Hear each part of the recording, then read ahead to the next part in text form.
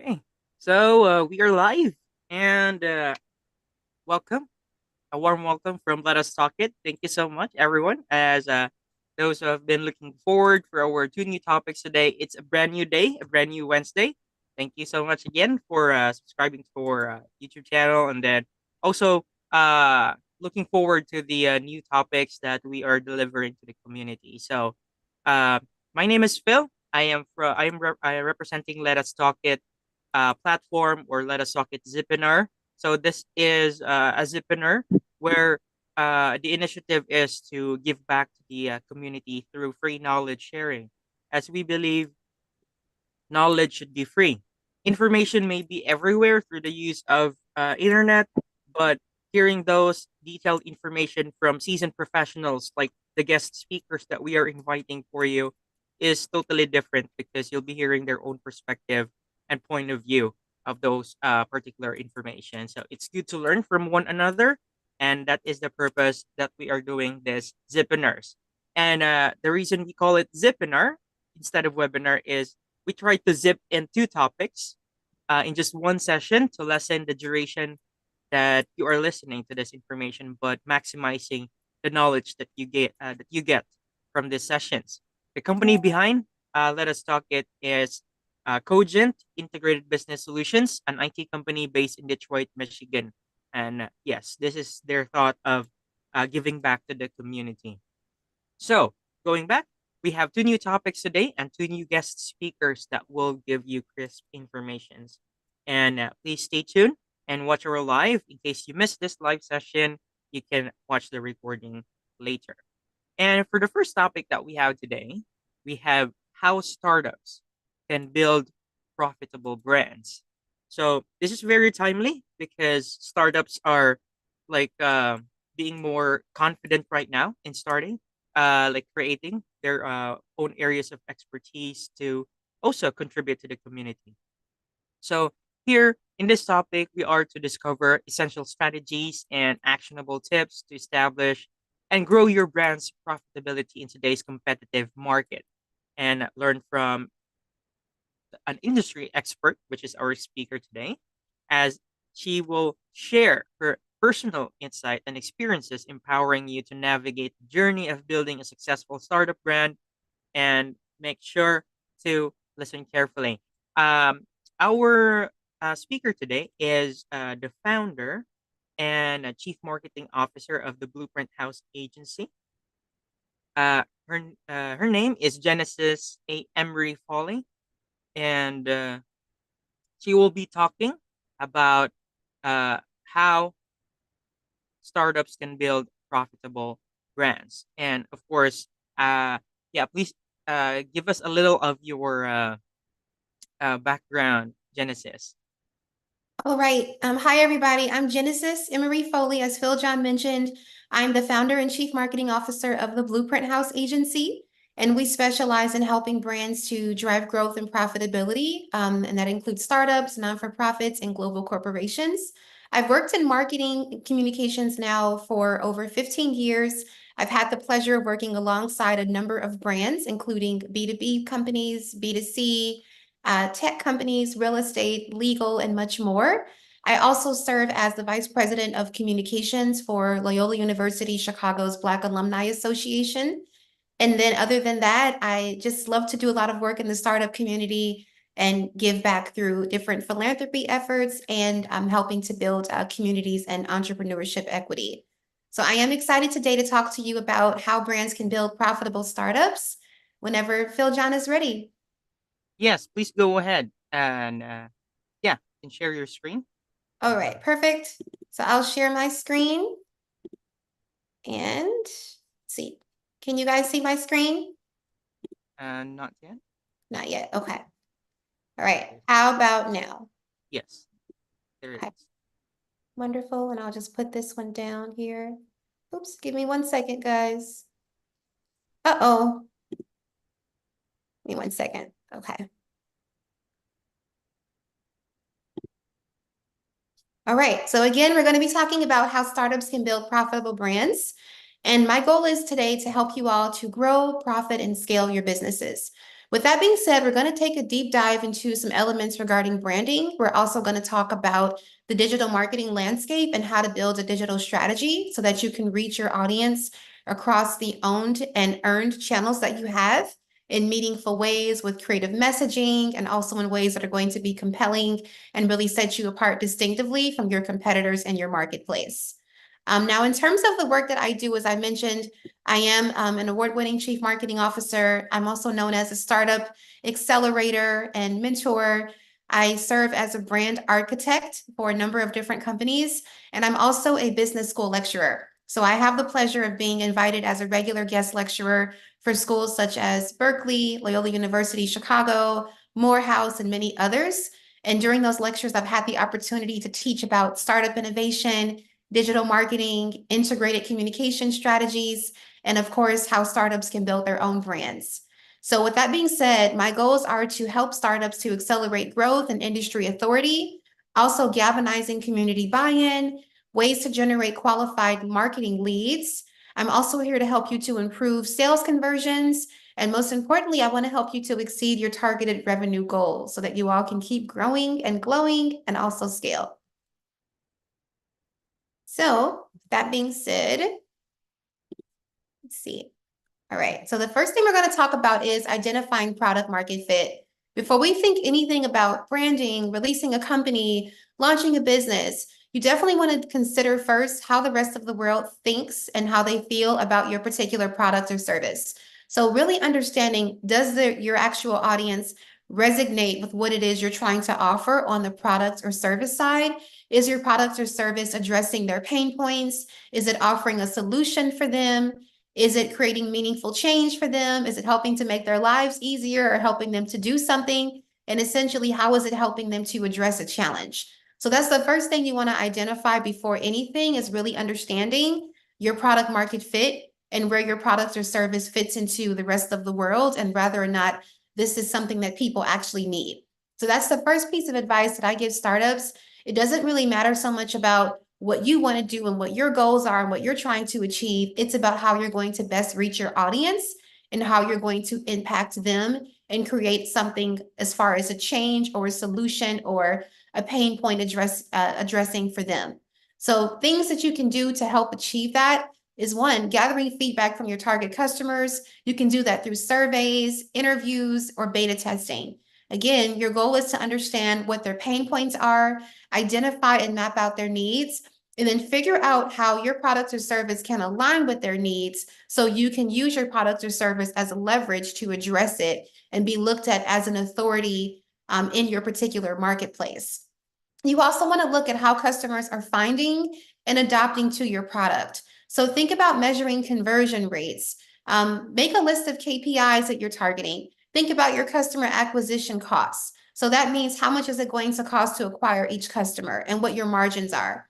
Think about the effectiveness of your marketing channels to assess the demand of your offerings as well. You also want to monitor customer satisfaction and things like your Net Promoter Score, also known as NPS. So that's going to be things like customer reviews, customer support interactions, your NPS score, their feedback about you, customer testimonials. Those things go a long way into making sure that you're able to instinctively identify your customers' needs. You're able to exceed their expectations, and they've had such a great brand experience with you that they're going to want to keep coming back. Remember, as you're building a brand or developing a startup, first impressions are everything. So you can have a wonderful company, an exceptional brand, but if customers have a hard time interacting with you, or they had that first communication with one of your team members and it wasn't positive, or they didn't feel good when they walked away, they will be very happy to go to a competitor, even if that competitor charges a higher price. So again, satisfaction, service, building a rapport, relationship building, nurturing those relationships, and really finding positive ways to keep customers coming back again and again. That's going to help you to also create profit and to also build a loyal base of customers that want to stay with you, and they also want to refer you to their family, friends, and those in their networks. Also, too, you want to evaluate market trends. So look at the competitive landscape, take a look at the market size, analyze the market, see what your competitors are doing, and understand how they're finding new customers and what their products and service offers that is different from yours. So you can find a way to successfully compete with them in a way that's very distinct as you build out your brand proposition. You also want to uncover needs that are currently being unmet where there's a void in the marketplace. So, as an example, if there's a need for customers to find a seamless way to clean their homes that doesn't involve having to have a housekeeper come over that they don't know or having to do it themselves, but yet they need it done. Spring cleaning is here. So, how can you create a product or service that's going to allow them to do it seamlessly, maybe through the use of robotics, where they can have their home cleaned in less than 60 minutes without having to get anybody else to come in mind? So, things like that. Take a look at what the market needs, what customer needs are being unfulfilled, and how you can tap into that space using your particular product or service. The next thing is also really finding early adopters. So these individuals are your initial tribe members. So they're going to be identifying your brand. And also, those are the ones that are going to be the most enthusiastic in the beginning because they're the ones that have had the first point of contact with you. So use the early adopters or early beta testers to really determine how those customers are benefiting from your company, gather their feedback, see what they think, see what kind of improvements or brand enhancements that you can make, understand what kind of nuances that they found or things that they feel that you can do better or things they would like to see. So this is all great, great, great insight and data so you can create a really strong, valuable product that has some brand equity and that also can create a community of loyalists that want to keep coming back again and again. Remember, as you build a brand, the goal is to find loyal brand evangelists. We don't want a one-time transaction with a one-time customer. We want our community to keep coming back again, again, and again. You also want to launch product market fit surveys. So that's going to really allow you to understand how your product will satisfy market demand and if people, again, actually want it. So ask your potential customers to rate the importance and the satisfaction levels of different key features that you offer along with benefits. So again, you can effectively meet their needs. And then you'll also want to time and time again create iterative improvements. So continuously working on your messaging, your brand features, your pricing strategies, your promotional elements, so you can really identify market needs and reach your ideal community, again, in meaningful ways based on the digital channels where you can find them. So now we're going to talk about an introduction to digital marketing. So with digital marketing, that's our new advanced way of how we do things in this particular space. And most of our potential customers, if you are looking at a younger or mid-career size audience, you can find them on social media. You can find them through email. You can also find them using different retargeting strategies. They'll go to your website.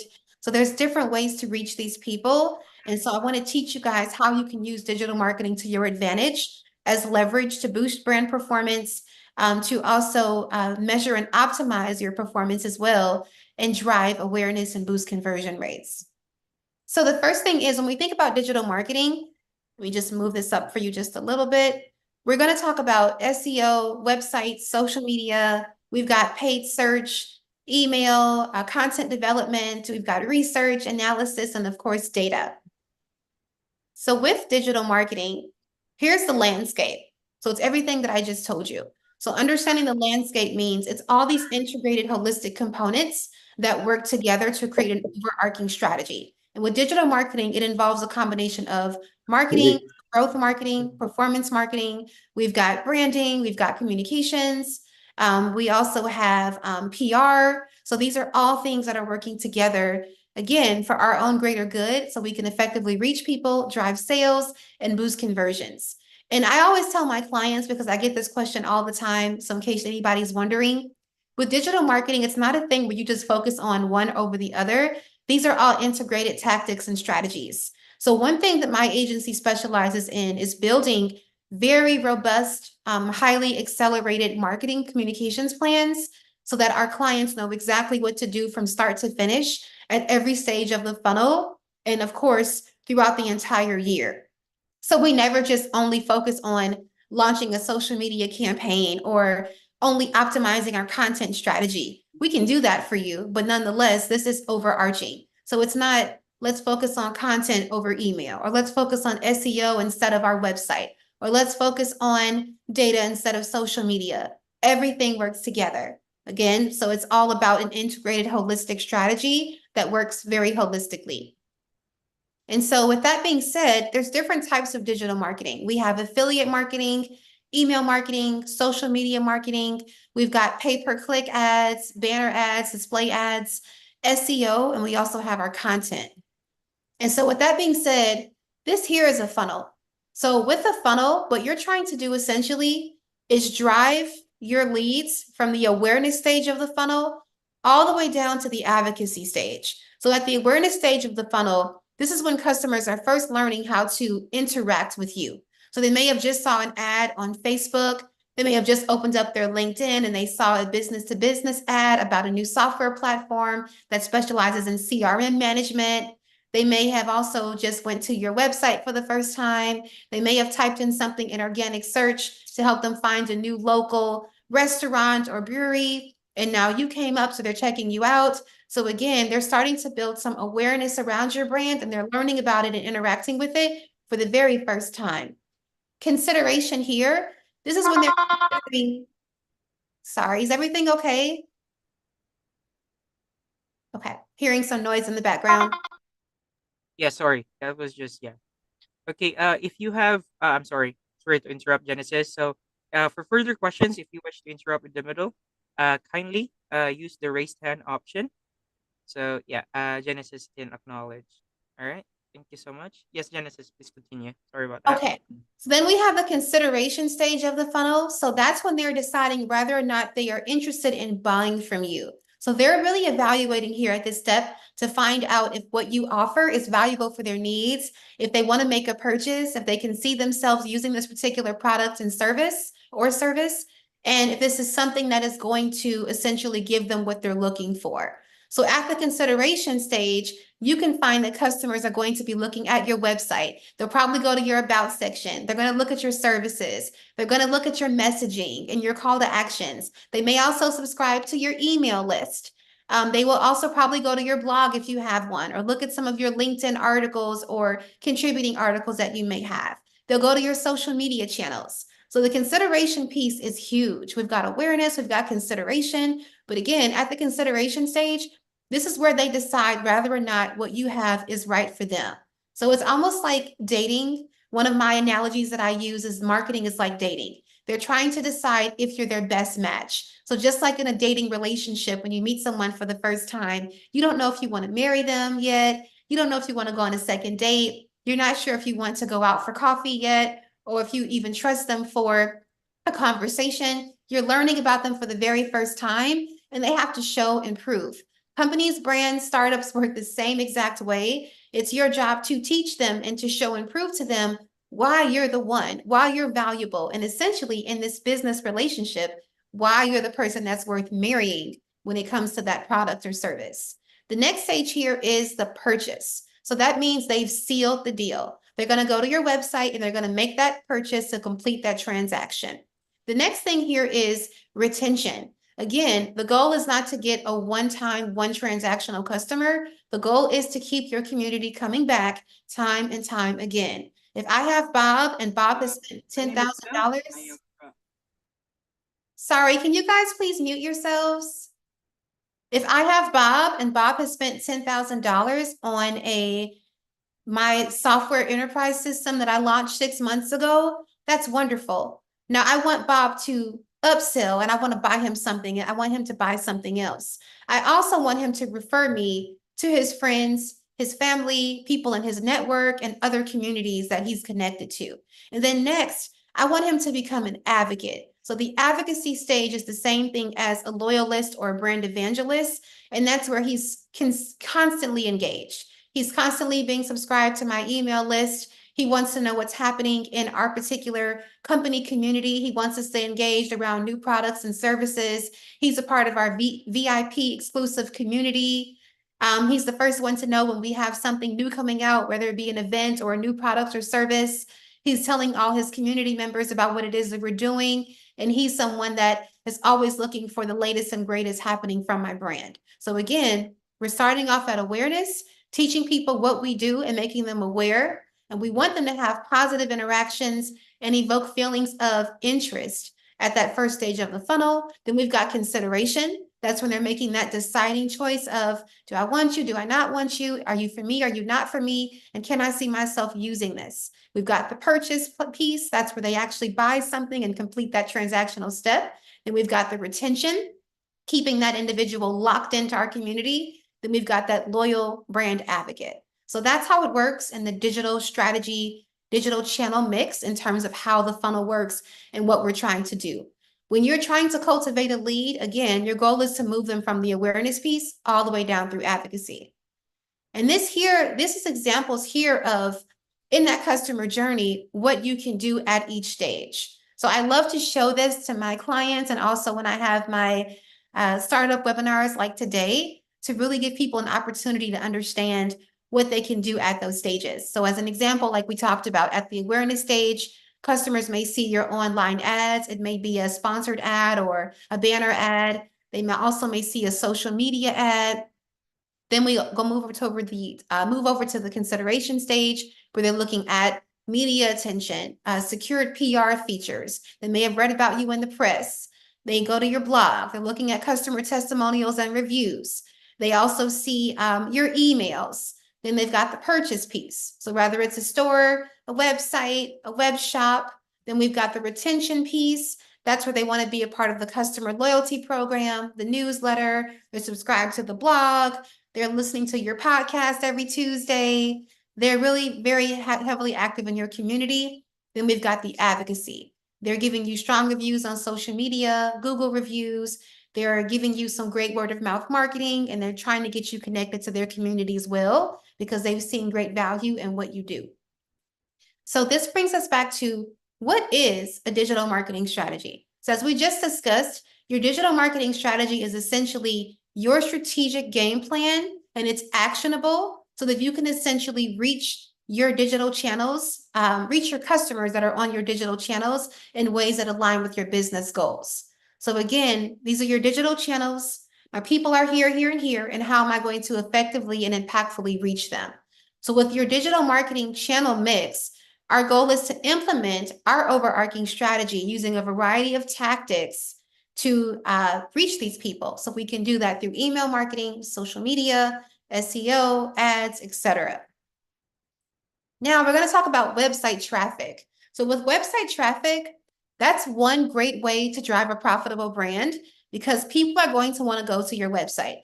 I don't know really any business today that doesn't have a website. And if they don't have a website, they're probably decades and light years behind, because that's essentially one of your number one sales channels, and that's where you want to drive people to.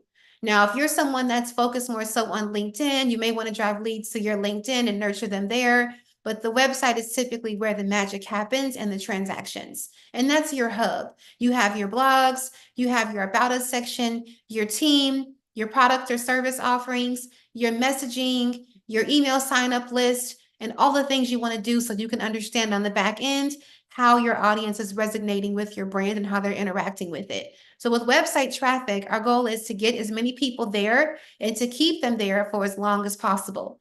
As a business owner, I don't want anybody going to my website staying there for just a couple seconds. I want you to go to each page and navigate and take a look and go and sign up for my email list and reach out for a discovery call. But nonetheless, that does not always happen. And it's not realistic. It's a desire, it's a goal. But what can I do as a business owner and as a brand to ensure that that happens? Again, that starts off with things like messaging, nurturing my leads, cultivating relationships, being very consistent and present across my social media channels, effectively growing my email subscriber community, reaching my audience in ways based upon where they are and what their needs are, creating call to actions that are going to spark interest and also offer a solution for them where they see this as something that they want. And like we discussed earlier, really finding that product market fit. Is this something that people want to engage with? Is this something that they can see themselves using? So that's my job as a business owner, is to uncover those things and to use my website as a channel for people to go to for the next step. So again, with website traffic, one way that you all can drive that is through SEO. That's a wonderful way for on and off page SEO. You can also use banner networks. We've got blogs, forums, social media, online advertising, and then also email marketing as well. So these are ways to drive traffic to your website. Again, we want to drive as much traffic as possible, and we want to improve our lead conversions. So if you have, let's say, 100,000 people coming to your website, your KPI may be, I want to convert 30% of that into actual qualified marketing leads, where they become a lead and then I can sell something to them and now they become a paid customer. So we want to use that traffic and convert that into leads and then into paid qualified customers. Next, we'll talk a little bit about email marketing. I'm going to move a little quickly just for the sake of time. But with email marketing, we're trying to drive traffic to the website as well through the power of email. So with email, we never send the same email to the same person at the same time. It's always going to be very strategic, highly segmented, and it's going to be in a way that's going to nurture them. So you may have a lead generation social media ad campaign where you'll launch a particular social media ad, let's say on Instagram. They go and they click on an educational ebook, or they download a DEI report, or they go to an event registration page, or sign up for a free trial to a subscription. And then from there, they sign up there, you give them your email. And then from there, that email will allow you to be able to go back and remarket to those people. They also will go to your landing page where they can see easy to digest, concise, succinct messaging. And then you'll have an immediate hook there and call to actions. And again, that goal is to keep your visitors enticed and to build a sense of urgency and to keep them there for as long as possible. So again, we're trying to find ways where we can leverage other social media channels to drive them back to our website so we can boost some traffic there and then use that traffic that we can convert into qualified leads and then close some deals or drive sales. So that's kind of how it works in terms of the email. With segmented lists, I always tell my clients and anyone that's wanting to send out strategic emails as you're crafting those messages, you have an audience that may be a first-time person interacting for your brand for the first time. So they may receive a promotional email or a welcome email where they just begin to join the community. You also have individuals that have been a part of your community for many years now, or for quite a few months, where they're now a part of your VIP exclusive community. You may also have another person that may have come as a lead from a social media ad campaign, as an example. So with that being said, we're trying to engage them, educate them, and get them to understand why this brand is something that is going to be beneficial for what their needs are, while also still trying to seal the deal on the sale. So again, when you send emails out, emails should be segmented. They should be precise with messaging based upon where your customers are in the customer journey or funnel. And then email should also be a lead generation tool for you and an opportunity for you to use it as leverage to drive sales. And so then these are just some email marketing examples. I'll quickly go through these, but these are some ways where you can use different types of email pop-ups to try to drive leads. So in the case of this particular brand wants to schedule a free consultation for potential clients. So they're collecting data. They've got their name, their email, their phone number. And again, they get to use this data, offer the free consultation to allow that customer to explore their brand and to make a decision. And they also have this great data to go back and remarket them. So light box pop-ups are really good for consultations and for trying to drive some initial leads. We also have email pop-ups with free offers. So in this case, this is where you can create a pop-up box like this, where you have a customer to put their name in, their email address, they can sign up for something. It may be, come to my new restaurant. If you sign up for my email list, you'll receive a free toasted ravioli appetizer or a free glass of wine. So again, it's ways to build an email subscriber community and also to drive some leads as well to get people in the door or to your website. Again, our goal is we're trying to drive conversions, we're trying to boost website traffic, and we're trying to build our email list so that we have a community to market to using email. We also have a slide and scroll pop-up box. So that's when they're on the website. we can add a box there or pop up where they can subscribe to our newsletter or subscribe to our podcast community list or whatever it is so that we can continue to reach out to them. We also too want to have things like abandoning cart. So as an example, if you have a product and a customer is on the sales page, they put their information in, but they don't buy anything. They either leave the site sitting or they exit out. Now you have their email address, so you can go back and you can remarket to them via email. You can also retarget them through ads as well. Then we have things like this. So sponsored social media ads that can also be used to drive traffic. So again, we can use paid or organic social media posts that easily link to your company's landing page or e-commerce site, and it will allow visitors to go directly to that page based on an offer to move the needle and to get them to want to do something. People like to know they're going to get something free, and so we can use that as an incentive for clickbait where if they do something, we get something in exchange as well. So they get that free webinar or that free ebook or that complimentary digital course or that free appetizer or glass of wine, and then we get the contact information and data. Now we're going to talk a little bit about social media. Social media is another great way to drive traffic as well, not only to your website, but also to help you with driving leads and helping you to build profitability. Again, like we talked about earlier, when customers are interacting with your brand for the first time, they're going to be looking at what your brand can offer them, and if this is something that they believe in and something that they want. So they're looking at your social media, your website, possibly your ads, and they're trying to understand if this is the right product or service for them. So when you build out a social media strategy, think about how you're going to improve visitors to your social media channels. Look at your content. Are you creating content that's valuable, appealing? Is it shareable? Is it relevant? Is this something that your audience is going to find interesting? Think about your content forms. Is it videos, text, images, infographics? Are you going to have any lead magnets included? And then think about your posting schedule, your hashtags that you're going to be using to improve discoverability, and then really who your audience is. Your content is going to be for a specific type of audience. It may not be for everyone. So it's your job to figure out, as a marketer, as a startup innovator, as someone that has a brand, how you're going to best reach people using your particular messaging and social media content strategy. With social media, it may take a few times to get it right. There is a lot of A/B testing and kind of really looking to see, what people want and how they best respond. But again, the goal is to use social media as a leverage to really share the great things about your brand and what you're doing and to engage people. With engagement, the goal is we're trying to build a relationship. We're trying to keep people locked in, and we want to get them interested around what we do. So with that being said, it's our goal and our responsibility to do that in ways that are going to keep people coming back.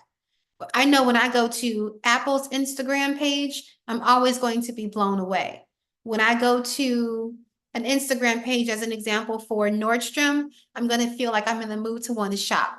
They're giving me that experience and that overall brand experience and essence where this is something that I believe in, I want to do, I want to be a part of it, and I want to continue to engage with them because they're offering content that speaks to my needs. In the case of Nordstrom, they're always sharing promotions, deals, upcoming launches. I'm seeing their ads.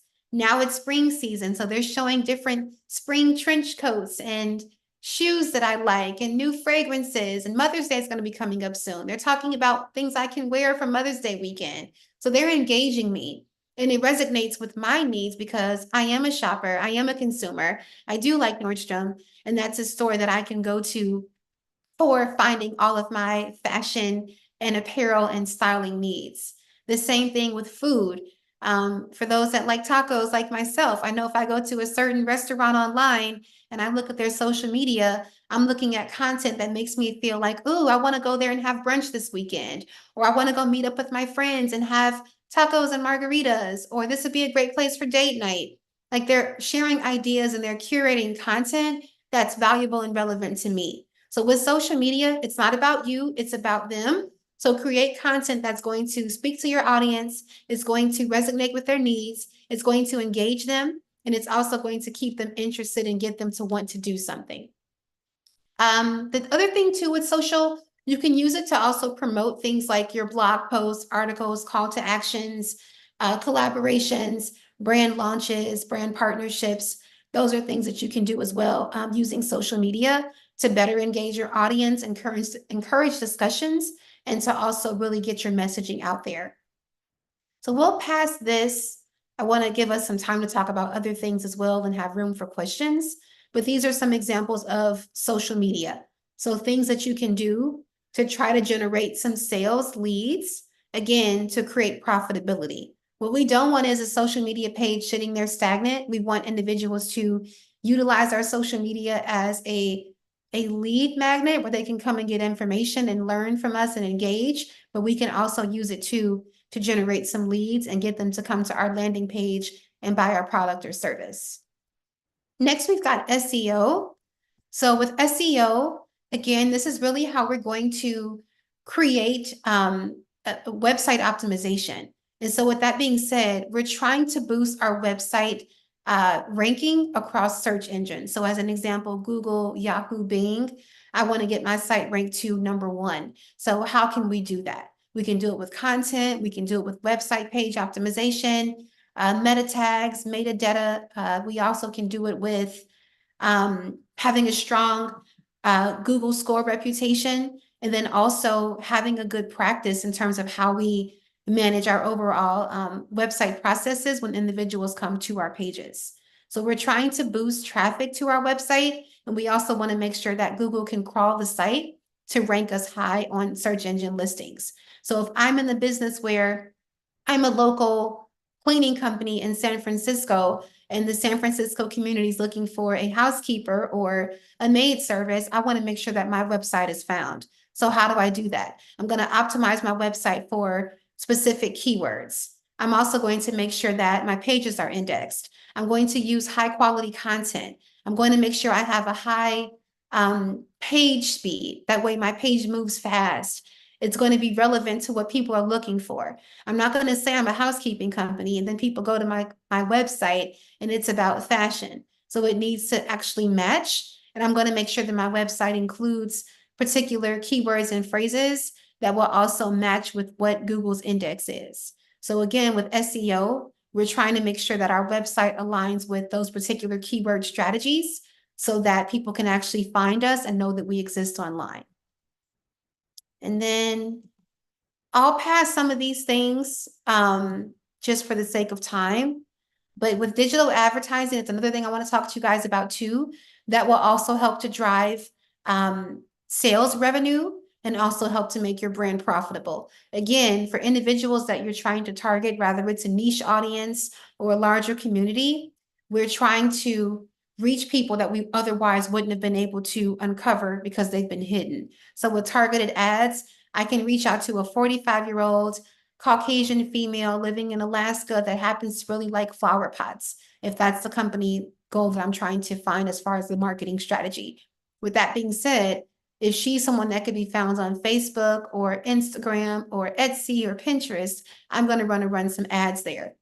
In the case of an enterprise, if I am let's say a global company that specializes in consulting management, and I'm trying to find another high value, high ticket client that's going to be willing to purchase a deal size of $1 million and up, I'm probably going to go and target him on a place like LinkedIn. So I'm going to run some B2B ads there so that they understand, the decision maker, what it is that I do and the services that I offer. So that's how that works. In terms of blogs and published articles are great thought leadership content that also help to move the needle to help drive brand credibility, brand trust, brand recognition, and also, of course, revenue. So this is when people get a chance to feel education from you. They can learn from you. They get to hear your thought leadership perspective, your industry insight, and they get to understand where you stand in terms of what you're teaching and how it can best resonate with their needs and how it can offer them something valuable. So I would say for the blog piece and for the articles and content, definitely try to spend some time publishing these things because they go a really long way in terms of your SEO strategy and also helping people to find you online and really boosting your overall brand reputation. People buy from brands they trust and brands that they like. Even if you cost more than your competitor, if you can offer them something that no one else can, they're going to want to come back and listen to you and learn from you and see what you have to offer and what you have to say. So keep those things in mind. And then next with podcasts, those are also a great way to drive promotions and engagement.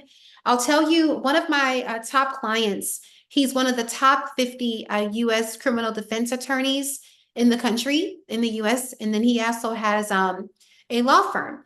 And so, with that being said, he started his company, I think, about 15 years ago. And right now, we're working on a podcast strategy because he's received a lot of media attention from our company's PR efforts. He's also had some accolades and growth across social media. He is ranked #1 on Google for criminal defense in Augusta, Georgia. And so now we're trying to move into the stage of helping him to build and secure national brand partnerships and also boosting engagement on a national level. So we're trying to put all these things together so that we can help, again, to boost his brand credibility, brand equity, brand trust, and really position his brand and him personally as a credible source of trust and thought leader in the legal industry. So again, when we think about branding and we think about building a reputation and establishing trust and credibility and enhancing brand experience and how this can all correlate to driving revenue, it all goes back to, can people trust you? Do you have what they actually want? Is it going to uncover their needs and address their pain points? And is this something that they can see themselves using? So again, these are very high-level multi-channel strategies and integrated approaches of how to do that. A lot of times startups tend to struggle with engagement and reaching people because they try to focus on one thing at a time, but they don't really have the marketing tools and insight to know how to do it. So again, that's where I come in by teaching these startups how to drive engagement, how to boost revenue, how to map out what their return on ad spend is, their cost per acquisition, how to identify where their customers are so they can reach those people effectively on those channels and nurture and cultivate those leads. And then with engagement, again, that helps to drive profitability as well because customers want to learn from you and you want to keep them locked in so that they can turn into a sale. You will definitely want to understand your audience first and foremost because, again, it's about them. So you really want to uncover and tap into their needs and address their pain points. You'll want to create captivating content that your audience is going to find value and education in. You'll want to stay consistent. You can use things like visually compelling graphics and videos. You also want to encourage user-generated content and brand interactions. You'll want to encourage testimonials and positive reviews so that other individuals that are thinking about possibly buying from you or engaging with your brand, they can see some positive success stories about your interaction with other clients that have had the opportunity of working with you or customers. You'll want to use things like effective hashtags and also engage in, some strong conversations. It's also good to host live events and webinars like I'm doing today as an opportunity to try to drive some leads. So in the case of me, just as an example, as I mentioned, I'm the founder and CMO of a digital marketing and startup development agency. So with that being said, me coming here to talk to you guys today, I get to provide 30 to 40 minutes of education, talk to you about how to grow your brand and how to build profitability by using a number of different tools and proven time-tested strategies.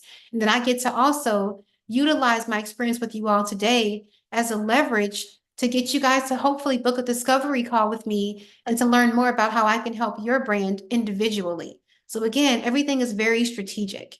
And the list goes on. But these are great ways to help boost profitability and to really cultivate and drive leads, build brand demand, improve industry authority, and to get some revenue coming through the door. Storytelling is also going to be key. In the case of brand storytelling, you're narrating a brand, you are telling your audience what they can expect in your brand experience, and you're crafting essentially what your brand represents, and you're sharing your brand's personality and characteristics. So as an example, if I'm thinking about buying a new cell phone, am I going to go to Cricket or Boost Mobile, or am I going to go to Apple as an example? I know I want something sleek, innovative, very tech savvy, very forward thinking, and then very just approachable in terms of how I want to feel and how I, when I use it. Is it something that is going to match my personal aesthetics and my own individual brand?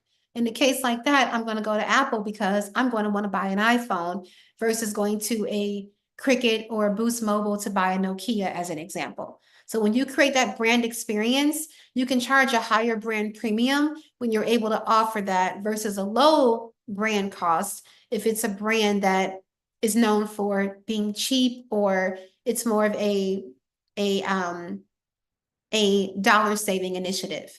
So that's an example of a brand experience. And so in that brand experience, you're trying to explain to people, again, in your brand value proposition, why you're beneficial, how you're unique, how you differentiate from other particular competitors in your space, and why they should choose you. In the case of Apple, they've done that because they're all about innovation. They're about the startup ecosystem. They're about technology. They're about AI. And they're about how to essentially improve our lives and make things easier for us so we can stay connected to those around us. I'm going to trust them over trusting a brand like Nokia, or in my case, like a um a Google Pixel, because I just believe that Apple for me can do it. But that's how you are building a brand and getting your audience to subscribe to it and building community. And then next, with online content, when you build out a content development strategy, you're going to be building out an actual research and ideation strategy to determine what kind of keywords to use, your SEO research, mapping out your data analysis, marketing research, and then building out persona targets to really understand how to best reach these people and how to strategically communicate with them and articulate your brand message. As you create that content, that's where the editing is going to come in, the design aesthetic elements and variations, the writing, the messaging, and then next is going to be the marketing. So how we're going to get it out there. So that cross-channel distribution and promotion, our campaigns, and how we're going to publish and promote that particular content, and then how we analyze and optimize it to boost performance and drive results. So that's essentially how that online content process works. And that also helps to boost, again, sales revenue and profitability, because content does help us to make money as individuals are engaging with us. We're driving conversions, and then they're in that deciding factor of do they want us or not, and what we can, and they're trying to figure out what we can offer them. And then driving engagement, it just really here it kind of talks about how to do that. I won't go too far into this, but basically with content, we're trying to create content that captivates our audience. We're trying to use compelling visuals. We're trying to make sure our content is easy to digest and that it has key information added up front. We're leveraging trending topics, and then we're also sharing evergreen content that we can use time and time again and also update as needed. And then we're trying to harness and evoke the power of emotions. So that's pretty much it for that. And then other than that, we're pretty much all done. But that's how it works in terms of profitability. So we can use digital marketing. We're going to identify target market fit. We're also going to understand how to build a brand and how to reach people in meaningful ways that are going to best evoke their needs and address their pain points. So if you can do that, you will be able to make money, you will be able to boost profit, and you will be able to reach people and get them to keep coming back and to choose you over your competitors in your space. The other piece is too that I want to share with you guys, this is more of a soft skill thing, but when you're trying to boost revenue, think about how much it costs for you to create a lead, and then what it's going to cost for you to acquire that particular customer, and then what your profit margins are going to be, and then how you're going to keep that customer coming back. So when you build out your sales and marketing strategy, it needs to be very focused on lead cultivation, relationship building, and how you're going to assist customers or potential customers in moving the needle. And then make sure that whenever you interact with a particular client or customer, you always share a positive experience in working with them, because people may not come back again if they've had a bad experience, if your website is not functional, if you were not easy to get along with, if the customer service was bad, if the product doesn't work, if the service is subpar. These are all things you need to make sure that are ready to go in the beginning, and it doesn't give them an excuse not to want to work with you. So those are things that I would highly recommend. In terms of what's next, if anyone is interested after hearing from me today, I do have a free digital course for startups that I'm happy to share. I'm also happy to host a private Blueprint House Agency webinar for those that would love to invite me to their startup or their corporate company to come out for a speaking engagement or a keynote. You can also subscribe to my email list, and you can also book a complimentary 20-minute discovery call with me if you're trying to learn how to build profitability on a much deeper level for your company and also drive revenue as well. So those are the things that I'm offering today as a part of our discussion. All See. right, that was really very informative, Genesis. Thank you so much for that one. Like, we wish we could continue going forward. Like, you may have skipped a lot of slides, definitely, but you have shared quite a lot. It's really worth learning. So that's why your name is a blueprint. Like, you're providing a complete blueprint of very strategic marketing. So thank you so much for that one. On your screens right now are the contact informations of Genesis and her company. So you can definitely approach her through those contact details for further queries and collaboration possibilities that you may want to engage with her. All right. So, and my friends, for the Let Us Talk It Zipinar, we are extending our time today, definitely, as coincidentally, the second topic is talking about startups. So this first topic might be a great help and or addition to the topic that will be discussed for the second speaker. So again, thank you so much, Genesis. We'll be moving to the next topic. Um, for today. And then for any particular queries, Sir Coach Khan, you mentioned you want to engage. Is it you want to engage now?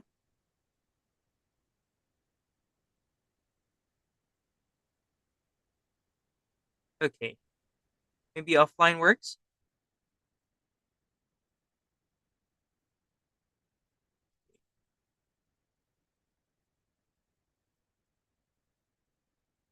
Okay, no problem, Coach. Thank you so much.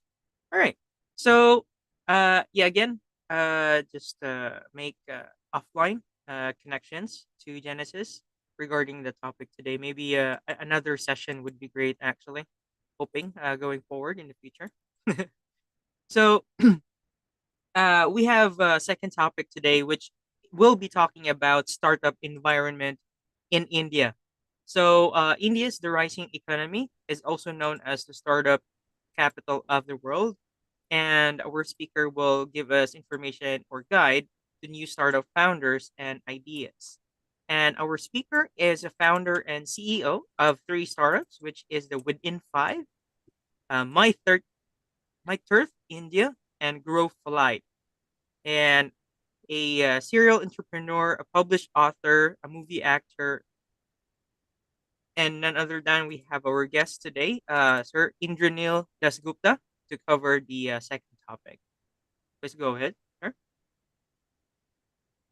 Hi, Phil. Good evening. Good evening, guys. It's kind of midnight in Philippines. It's late evening in India, and I suppose it's kind of early in the US now. So I'm gonna keep it short because I'm just gonna let you guys know about the startup environment in the world in general, and India in particular.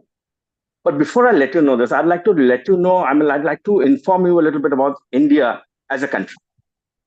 So if you do not, if you are not well versed with India was, we have the largest democracy in the world. We are the fifth largest economy now. We were colonized by the British in the 18th century when we were perhaps, India was perhaps the highest GDP, one of the richest countries in the world. When the British left in the 20th century, India was perhaps the poorest country in the world. from the richest to the poorest.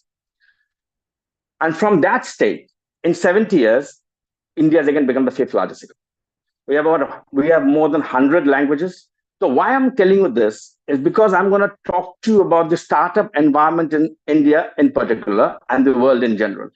This is why am I telling you this is that because in 70 years, from being one of the poorest countries in the world to being the fifth largest economy, it speaks volumes. And this is what the startups in India envisage. So for in India as of today, you name it, from agri to fintech to edtech to travel, everything. It is called the startup capital of the world. After US and China, India is the third country with the maximum number of startups. There are about 1 lakh registered startups in India, out of which there's 111 are unicorns, having a collective valuation of over $367 billion. Now, why is this? How is this? I mean, this is a lesson for everybody across the world to understand. I mean, 20 years back, even Facebook was a startup. Uber was a startup, right? 20 years back, nobody knew about Facebook. 15 years back, nobody knew about Uber. Airbnb, all were startups. And now, as of today, each and every startup that has made a name in the world has a permanent residence in India. Not to speak of the Indian startups, of course. Indian startups themselves. I mean, UPI, that's the digital cash payment. Only 4 countries in the world have it.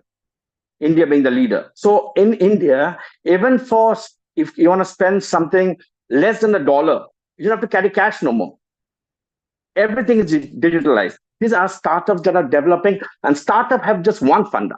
There's one fundamental associated with a startup, that is if you can make life convenient for the end user.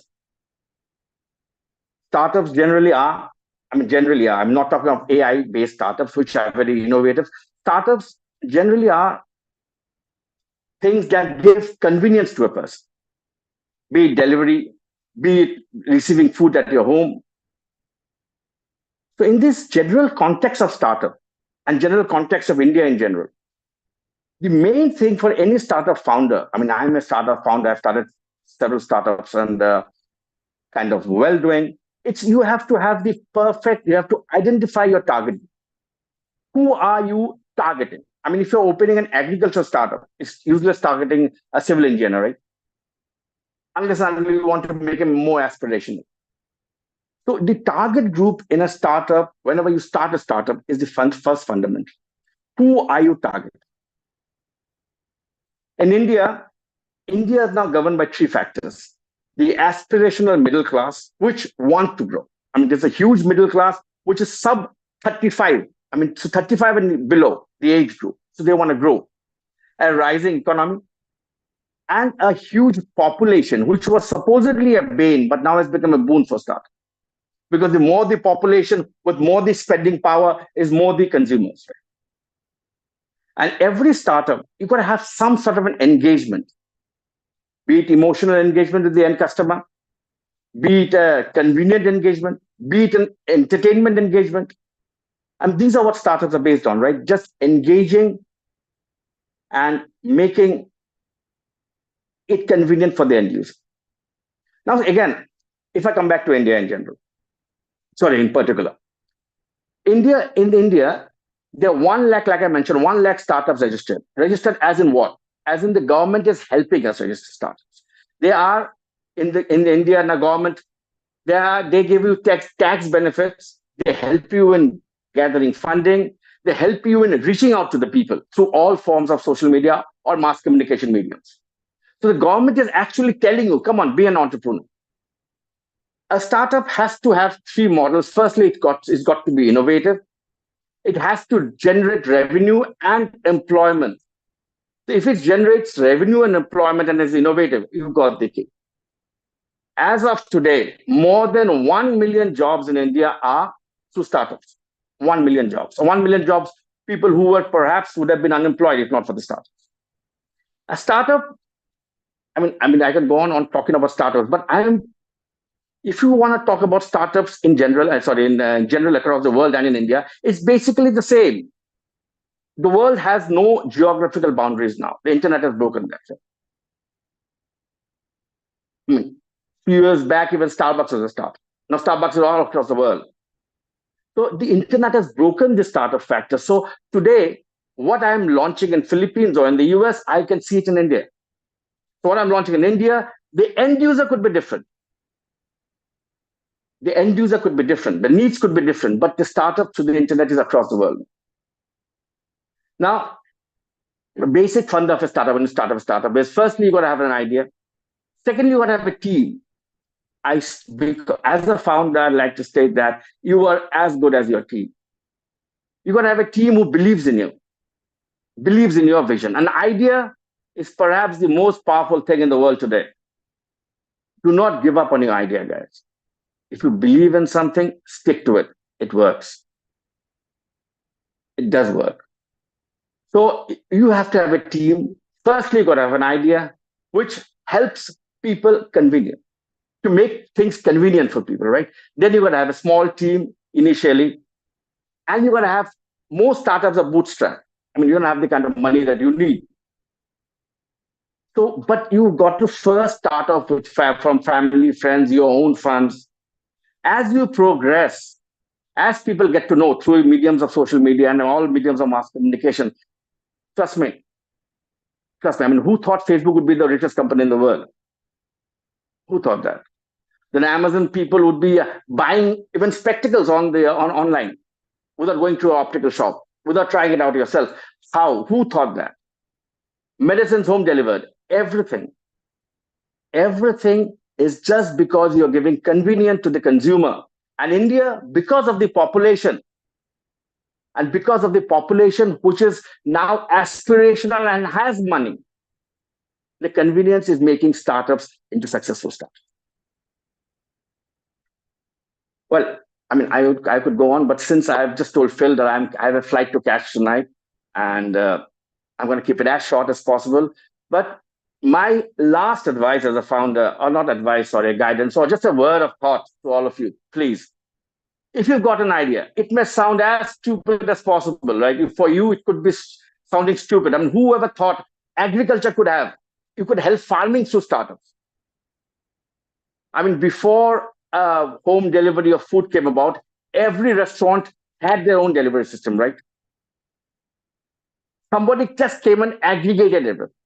Startups basically also means aggregation. Uber is an aggregation of cabs, getting all of them under one roof. Airbnb is aggregation of hotels or your house, right? It is just how you can turn it into a revenue model, an idea into a revenue model, an idea which can make money and which can generate jobs. We're living in a digital world, guys, and it is. I would request you again, if you got an idea, don't give up on it. Work towards it. As a matter of fact, I've worked towards this. I've worked towards my ideas, and I think, and not only me, I know a lot of many founders. When they started off, it sounded so stupid. I mean, who's going to believe in this? But today they are unicorns.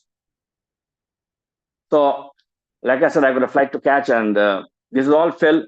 Thanks a lot for giving me the opportunity and talking to this beautiful crowd. Thanks so much.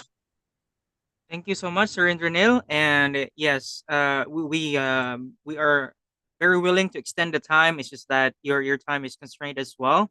So there must be a lot of information being disclosed today in this webinar. And for those who are watching live or will be watching this, we really wish to extend this discussion further.